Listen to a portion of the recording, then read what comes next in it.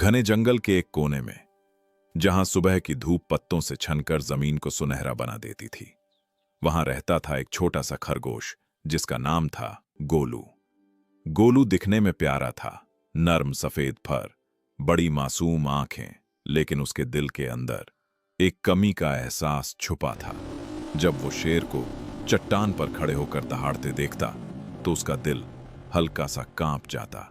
वो सोचता, काश मैं भी इतना ताकतवर होता कि सब मेरी तरफ देखते। जब हाथी अपनी भारी चाल से पूरे जंगल में चलता तो गोलू खुद को और छोटा महसूस करता।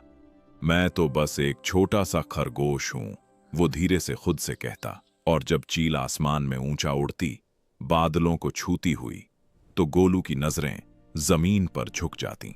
मेरे पास तो पंख भी नहीं है। धीरे धीरे गोलू ने खुद की तुलना करना शुरू कर दिया। उसकी मुस्कान कम होने लगी। वो अकेला बैठकर बस दूसरों को देखता रहता।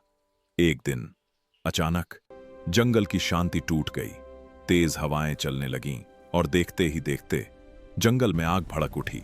चारों तरफ धुआं, लपटें, घबराहट। जानवर इधर उधर भागने लगे।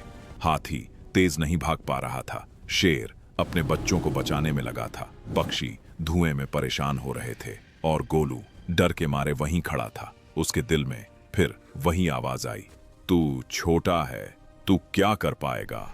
लेकिन तभी उसकी नजर एक संकरी सुरंग पर पड़ी। पत्थरों के बीच छुपा हुआ रास्ता जो सिर्फ छोटा जानवर ही पार कर सकता था।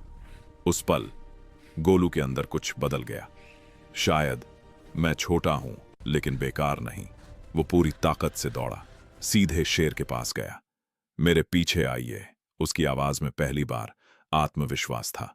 जानवर पहले हैरान हुए, लेकिन हालात ऐसे थे कि भरोसा करना पड़ा।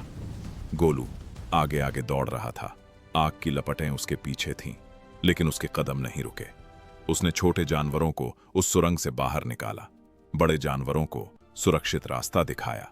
घंटों की कोशिश के बाद सब सुरक्षित जगह पहुंच गए। आग धीरे धीरे शांत हो गई। सुबह की धूप फिर से उगी और इस बार सबकी नजरें गोलू पर थीं।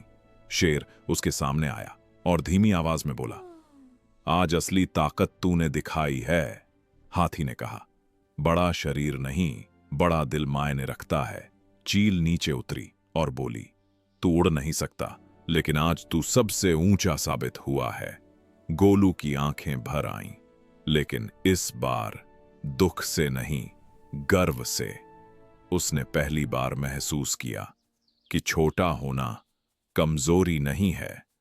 हर किसी की अपनी ताकत होती है, बस उसे पहचानने की जरूरत होती है।